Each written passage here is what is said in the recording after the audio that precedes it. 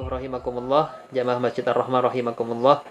Alhamdulillah kita bersyukur kepada Allah Subhanahu wa taala pada subuh kali ini masih diberikan kesehatan, kekuatan untuk istiqomah di dalam menjalankan ibadah dan juga mempelajari ilmu Allah Subhanahu wa taala.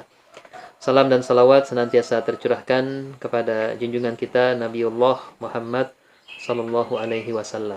Di tahun-tahun sebelumnya kita membahas fitnah kubra di masa Daulah Umayyah ya. Kemudian di masa setelah justru Daulah Khulafaur Rasyidin. Pada kondisi Ramadan yang diuji dengan wabah ini kita masih istiqomah untuk kemudian mengkaji sejarah Islam yang di tahun ini kami mendapat amanah 3 hari berturut-turut untuk menyampaikan bagaimana fitnatul kubra yang terjadi di masa Ad-Daulah Khulafaur Rasyidin. Berbicara tentang Daulah Khulafaur Rasyidin tentu kan kita sudah tahu ya tentang ada 4 khalifah ya, ada 4 khalifah, ada khalifah Abu Bakar As-Siddiq radhiyallahu taalaan yang berkuasa kurang lebih 2 tahunan. Kemudian Khalifah Umar bin Khattab 10 tahunan, Khalifah Utsman bin Affan kurang lebih 10 tahunan memimpin kaum muslimin. Kemudian Khalifah Ali bin Abi Thalib yang memimpin kurang lebih 4 tahun. Tapi sebenarnya peristiwa fitnah kubra itu terjadi nanti di masa Khalifah Utsman bin Affan. Jadi fitnatul kubra itu tidak terjadi di masa Khalifah Abu Bakar, di masa Khalifah Umar. Tapi nanti justru terjadi di masa Khalifah Utsman bin Affan.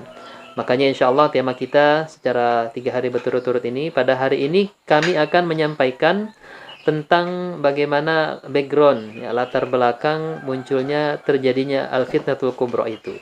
Siapa aktor intelektualnya, apa gerakan yang melatar belakanginya, sampai kemudian timbul al-fitnatul kubra. Kemudian insya Allah esok hari kita akan membahas tentang bagaimana fitnah-fitnah atau berita-berita hoax ya, apa saja yang disebarkan oleh kelompok ini yang sampai kemudian membuat Khalifah Utsman bin Affan itu sampai syahid ya di jalan Allah Subhanahu wa taala. Nanti kemudian di pertemuan ketiga kita akan membahas tentang bagaimana bahwa fitnatul kubra ini masih terus berlanjut pada masa Khalifah Ali bin Abi Thalib radhiyallahu taalaan dengan adanya beberapa peperangan saudara antara sesama kaum muslimin, sesama para sahabat Rasulullah alaihi salatu wasallam ketika itu sampai kemudian nanti wafatnya sahabat Ali bin Abi Thalib radhiyallahu taalaan melalui gerakan atau dari orang-orang Khawarij. Nah, jadi paling tidak 3 hal itulah nanti yang akan kita bahas secara berturut-turut. Alhamdulillah pada subuh kali ini kami akan menyampaikan tentang gerakan apa yang melatar belakangi munculnya al-fitnatul kubra. Kenapa disebut sebagai fitnah kubra? Fitnah kubra ini adalah artinya peristiwa sejarah yang di dalamnya ada fitnah besar. Ya, ada fitnah besar yang terjadi di masa pasca wafatnya Rasulullah yang membuat kaum muslimin saling bunuh-bunuhan ya, saling berperang ya. Kemudian terjadi pembunuhan terhadap beberapa pemimpin kaum muslimin. Dan makanya kemudian disebut sebagai al-fitnatul kubra, fitnah yang sangat besar. Dan kalau kita melihat perjalanan sejarah, nanti dari fitnatul kubra ini akan memiliki akses ya, dampak terhadap perjalanan sejarah umat Islam pada masa-masa berikutnya. Termasuk munculnya sekte, ya, munculnya aliran-aliran baru di dalam Islam, bid'ah-bid'ah di dalam Islam yang terjadi pasca al-fitnatul kubra ini. Kalau di masa Rasulullah SAW juga ada fitnah-fitnah ya, tetapi tidak masuk kategori fitnatul kubra. Ada fitnah yang dilakukan oleh para orang-orang Yahudi kepada Rasulullah. Ada fitnah yang dituduhkan kepada Bunda Aisyah radhiyallahu taala anha yang kemudian dibersihkan atau diturunkan ayat untuk menghilangkan fitnah tersebut. Tetapi ini fitnahnya terjadi pasca wafatnya Rasulullah dan memiliki dampak yang luar biasa di dalam perjalanan sejarah Islam.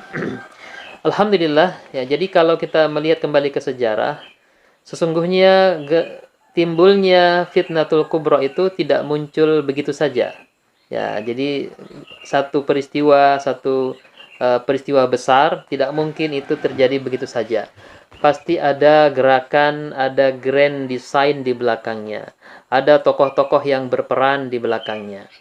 Dan hampir semua buku-buku sejarah ya itu membuktikan bahwa gerakan peristiwa fitnah kubro ini terjadi terjadi di saat munculnya satu gerakan pertama di dalam Islam, gerakan sempalan pertama di dalam Islam, yakni yang disebut dengan gerakan Sabaiyah, ya, gerakan Sabaiyah atau Sabaisme. Nah, jadi jauh sebelum adanya Khawarij, adanya Syiah, adanya Jabariyah, Qadariyah, yang pertama kali muncul adalah gerakan Sabaiyah, ya. Jadi gerakan Sabaiyah. Nah, apakah gerakan Sabaiyah ini? Sabaiyah ini dinisbatkan kepada sosok, ya. Sosok dia adalah orang Yahudi dari Yaman, dari Son'a, ya, yang dia kemudian diceritakan itu masuk Islam di masa Khalifah Utsman. Adalah penutup para wasi. Nah, ini menggambarkan dia menyebarkan pemahaman ini ya ke masyarakat agar kemudian masyarakat tertarik, dan ternyata masyarakat betul-betul terpengaruh ya terhadap doktrin pemahaman yang dia sebarkan tersebut. Ya, jadi dia memberikan argumentasi ya bahwa kepemimpinan yang ada itu sudah tidak lagi pantas untuk diikuti ya karena bukan dari keluarga Rasulullah. Kemudian dicarilah celah-celahnya, fitnah-fitnahnya yang insyaallah akan kita bahas pekan depan ya, besok. Apa saja fitnah-fitnah yang dituduhkan itu. Kemudian itu dia sebarkan dalam bentuk tulisan. Ya, kalau sekarang mungkin disebarkan dalam bentuk pamflet-pamflet, hoax-hoax yang disebarkan melalui media sosial. Itu disebarkan ke kota-kota yang ada, ke kota Basrah, ke kota Kufah, ke kota Mesir, dan anehnya masyarakat banyak yang kemudian Baiyah sudah bertakiyah ketika itu untuk pura-pura bahwa dia orang yang baik, padahal di dalamnya menyimpan kebencian kepada pemimpin ketika itu. Ya, jadi ada gerakan Sabaiyah dan tokohnya adalah Abdullah bin Saba. Memang Abdullah bin Saba tidak ikut menjadi bagian dalam gerakan tersebut ya, tidak ikut bergabung. Mereka Abdullah bin Saba bergerak di balik layar. Dia berada di daerah lain yang kemudian mengatur strateginya dari jauh gitu ya. Alhamdulillah jamaah rahimakumullah. Ya, kemudian faktor yang kedua ya yang artinya ditambah lagi bahwa yang lebih berhak memimpin ini bukan kelompoknya Utsman bin Affan, bukan Bani Umayyah, tetapi adalah orang-orang yang dekat dengan Rasulullah. Ali lah yang lebih pantas untuk menjadi pemimpin, untuk menggantikan Khalifah Utsman bin Affan. Dan sebagaimana yang di awal tadi kami sampaikan, doktrin yang sering disampaikan kepada oleh Abdullah bin Saba tentang bagaimana posisi Ali bin Abi Thalib ini. Ya, bahkan dia berani mempertuhankan Ali ya. Dia berani mengatakan bahwa Ali itu sudah seperti Tuhan ya. Nanti kemudian ada perintah oleh Ali bin Abi Thalib agar dia dihukum mati dengan dibakar ya. Dan ketika dia mau dibakar itu, Abdullah bin Saba mau dibakar, dia mengatakan, "Oh, Ali betul-betul Tuhan." Karena hanya Tuhan saja yang menyiksa makhluknya dengan cara dibakar ya.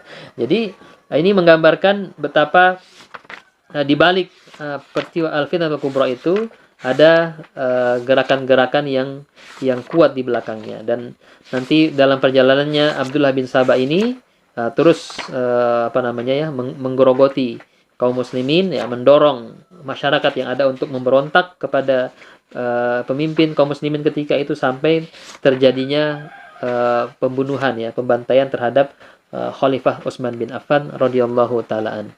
Ya. Barangkali itu yang artinya pengantar dari kami. Nanti ada mungkin diskusi selanjutnya, ada pertanyaan tentang bagaimana gerakan Sabaiyah ini. Dan ternyata dari pembacaan kita ini, gerakan Sabaiyah inilah yang menjadi pemicu, dan tokohnya adalah orang Yahudi, yakni Abdullah bin Saba. Menjadi pemicu nanti adanya pemahaman tentang wasiat Rasulullah kepada sahabat Ali bin Abi Thalib ya. Dan itu diadopsi oleh orang-orang Syiah. Adanya wasiat kepemimpinan di Khadir Qaum, itu kan doktrin Syiah seperti itu. Bagaimana keutamaan Ali bin Abi Thalib. Jadi kalau ada sekarang pemahaman yang sangat mengagung-agungkan sahabat Ali bin Abi Thalib ya, itu bisa jadi memang yang sudah dilakukan juga oleh Abdullah bin Sabah ketika itu, mengompori masyarakat umat agar mengagung-agungkan secara berlebihan Ali bin Abi Thalib, agar harapan mereka agar kekuasaan yang ada ketika itu bisa ditumbangkan, dan mereka berhasil ya, sampai pada tingkat membunuh ya Khalifah Utsman bin Affan radhiyallahu taalaan. Barangkali demikian yang bisa kami sampaikan. Kurang lebihnya kami mohon maaf. Subhanaka la ilma lana illa ma 'allamtana innaka antal alimul hakim. Assalamualaikum warahmatullahi wabarakatuh. Katakan assalamualaikum ya akhi, assalamualaikum.